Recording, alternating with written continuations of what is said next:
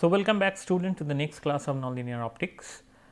So, today we have lecture number 57, and in the last class we started Raman amplification process. We will continue with this thing.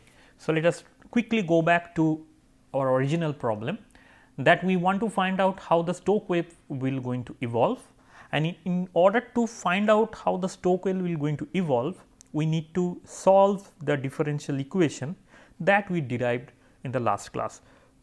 So, this differential equation is coupled, and this coupled differential equation tell us that how the intensity of the signal and intensity of the pump will going to change, and if the pump is constant, then in these two equation I can consider I p is constant.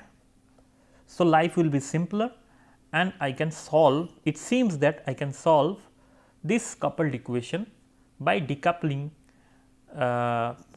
some of the equations. So, I will do that today's class, to will try to solve that and try to understand the physics behind these things. But before going to the solution, we like to remind once again that what these two coupled equation basically suggest, which is very important. Then it suggests that one particular component I p divided by omega s plus I s divided by omega s is constant. So, if I now carefully understand what is going on, then this equation I p is a function of z, it is omega p, plus I s is a function of z, which is omega s. This is constant, means I can put the boundary condition here and I can write it I p 0 omega s plus I s 0 omega p, sorry, and it is omega s. So, this equation I can write, because this is a constant. So, even if I change the z, these things will not going to change. So, initially if I have I p value and I s value and calculate I p divided by omega p plus I s divided by omega s, whatever the value I will have at any z point, even though, please note that even though I p and I s both are changing. It is not that I p and I s are constant, they are changing, but the important thing is that even though they are changing, if I add this quantity, then they are conserved. And what is the meaning, what is the physical meaning of that? I p divided by omega s and I s divided by omega s is a total number of, it a measurement of some sort of measurement of the total number of photon. So, this total number of photon before the operation and total number of photon after the operation, before the operation means at the input and at the output, should remain same. So, the total number of photon remain conserved. Another thing, important thing we find from this equation, this equation suggests that the rate, the change of pump photon is equivalent to the gain of signal photon. So, the number of pump photon that will destroy will going to create the same number of signal photon. So, this relation is basically a Mann-Ray-Rowe relation, and it basically tells you the conservation of the energy thing, that is all. So, we have already discussed these things in the previous class, it is just a recap. So, now we are in a position to solve the coupled differential equation. So, if I solve the coupled differential equation, we will have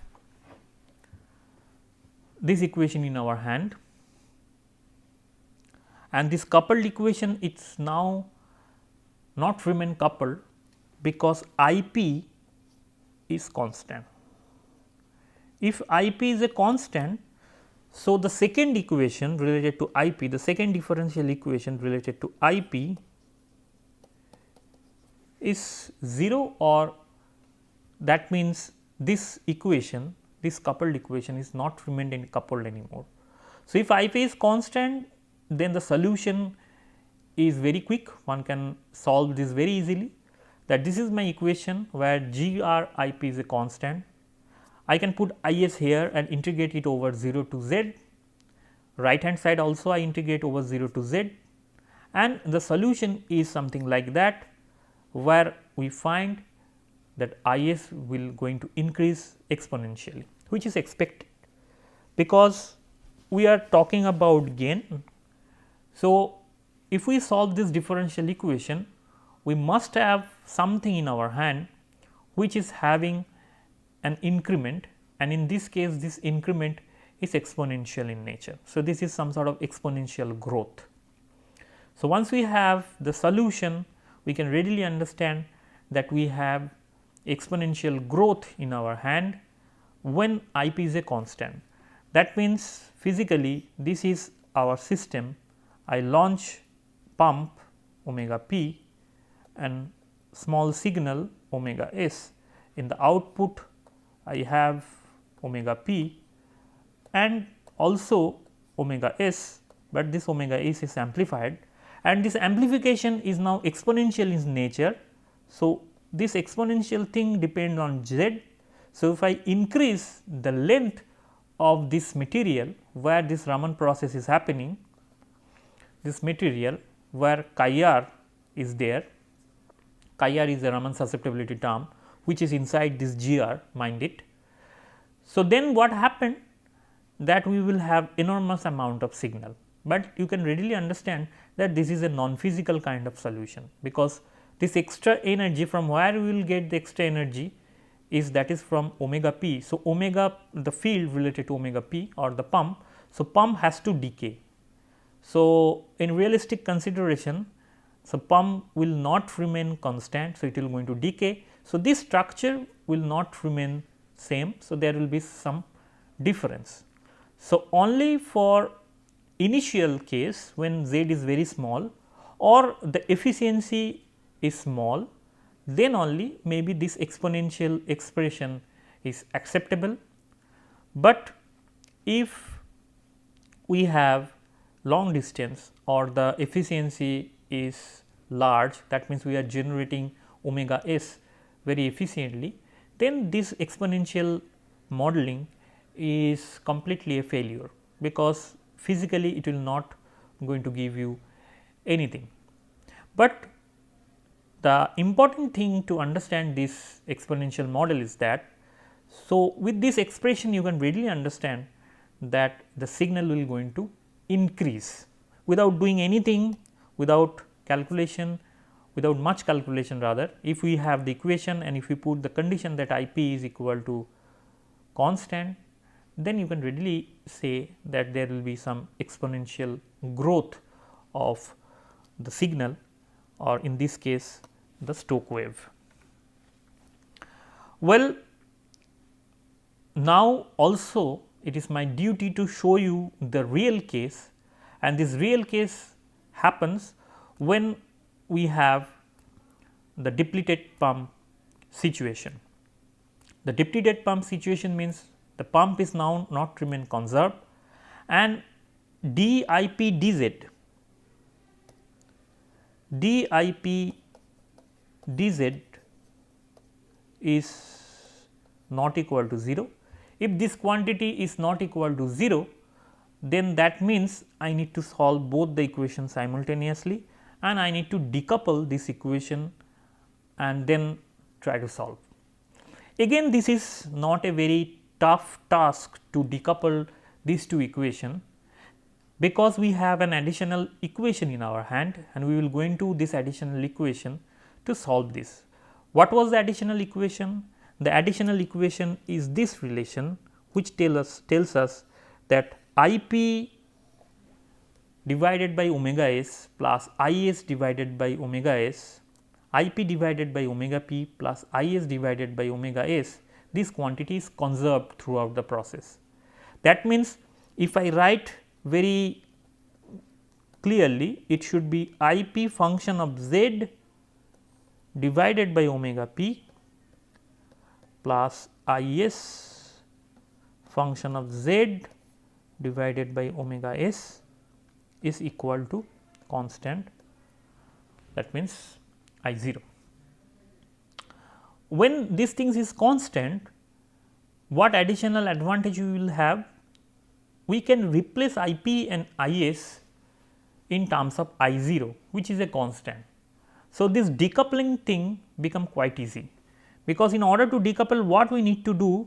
We need to just replace this I p in terms of I s, which we can do very easily with this equation. So, from here I p z is equal to I 0 minus I s omega s multiplied by omega p. So, now if I replace this I p here, which we have done in this line, you can see that the equation is solely depend on I s. The left hand side we have I s, in the right hand side we have I s. So, now we need to solve this simple differential equation. So, I just decouple this by using this equation, which suggests that the total photon will remain conserved. So, from that we can decouple one equation which is related to signal, and then we can now in a position to solve the equation. So, if I solve this equation, this differential equation has d s divided by I s multiplied by I 0 minus I s divided by omega s.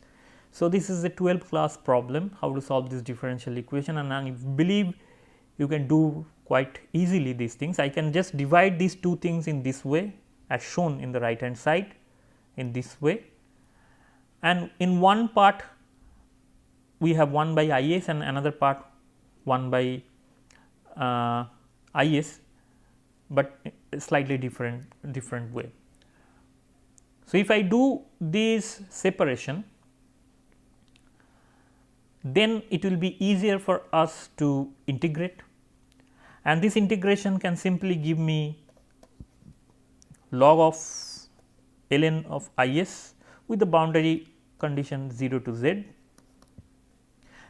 with a plus sign, and this basically give us minus of ln I s minus omega s I 0 with the limit 0 to z. These are the two integration we have. So, we can evaluate this integration quite easily. In the right hand side it will be I 0 z r omega p multiplied by z. So, we can very quickly integrate these two things, and if I do this integration quickly, then we have and combine these two together, then we have the expression something like this. Integrate this, combine these two, you will readily get this expression. And now the next thing is to write this equation in the form I s function of z is equal to some function of z. So, I need to find the value of the evolution of I z. So, I can put I z one side and the rest of the part in the other side, which is again not a very big deal. If you do the calculations, the algebraic calculation right in the proper way, so I can put it as a small homework. So, just extract I s from this equation, and if you extract the I s z from this equation, you will landed to this expression. This is the expression of I s under the condition that the pump is not remain conserved, rather it is decaying. Now, after solving this kind of differential equation, the very first thing that we always check is the boundary condition, whether this boundary condition is whatever the expression we have, the boundary condition is really valid for this expression or not. So, in order to do that, what we do that we put this equation, try to find out the value of this expression at z equal to 0. So, obviously, we know that at z equal to 0, the left hand side will be I z equal to 0, I s z equal to 0 or I s 0, which is already in the equation. So, this term will simply be I s 0. So, if you do these things carefully, you will find that if you put z equal to 0, this term will remain 1, will be 1, this term is 1 minus 1. So, this term will cancel out. We have omega s in the denominator and omega s I in the numerator, these two will cancel out and you will simply have I s 0. So, the boundary condition is basically give us the correct result. So, that means it seems that whatever the expression I find is correct, but you need to check that by yourself. I strongly suggest you to please check that by yourself. In the similar way, if I put calculate IP, I will get the similar kind of results and it is easy.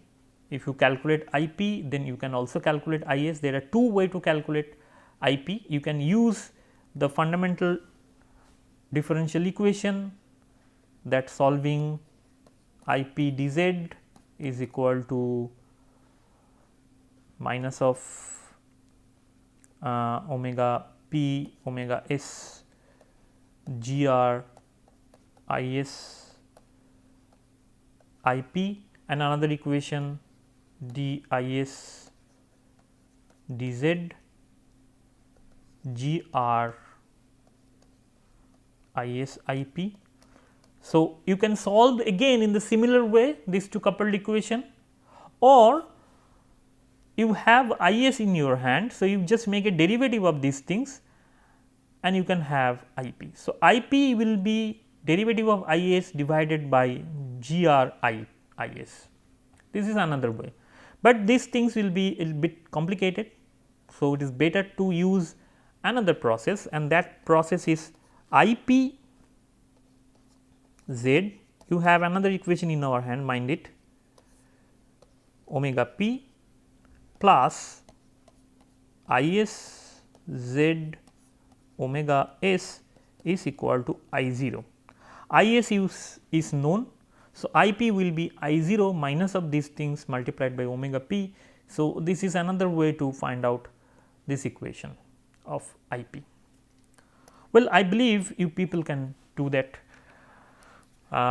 quite efficiently. So, now the next thing to plot these two things. If we plot these things, you can find that the plot is completely different from the exponential growth, and it is more logical or more realistic plot, and you can see that is gradually, this is basically is. So, is gradually increasing and goes to some saturated value, which should be, because it is not that if you increase the z length every time it will increase. So, there will be some kind of saturation.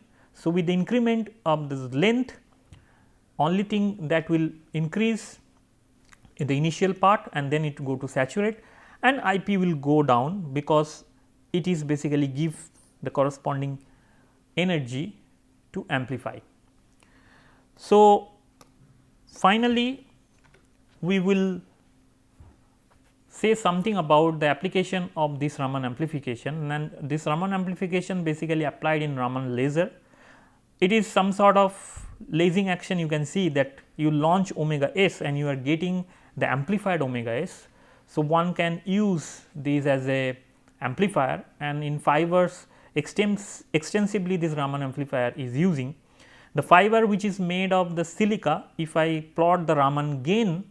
So, the Raman gain means the it is I mentioned already that gr, which is the Raman gain coefficient gr, which this is a function of delta omega, because it is a function of Raman susceptibility. Raman susceptibility is a function of delta omega. So, it has to be function of delta omega. So, if I plot this gr as a function of delta omega, we will have this kind of curve where the gain is maxima around this, and in the here I plot the wavelength. So, this wavelength suggests that in if I pump here at this point at say 1450, the highest efficiency will be here. So, I will going to generate some kind of Stokes light very efficiently at this point, which is 100 nanometer apart. So, it is this frequency is smaller. So, the wavelength is higher. So, based on this curve we can generate the Stokes wave. This is a very well known curve, gain curve for silica kind of fiber. So, there are material where also we have Raman amplification, and in other cases this gain curve may change. It depends on entirely the material you are using. So, with this note, let me conclude the class here. So, today we learned the complete process of Raman amplification, and in the next class we will start a brand new topic, which is the pulse propagation in nonlinear systems, which will be the last topic. And thank you for your attention and see you in the next class.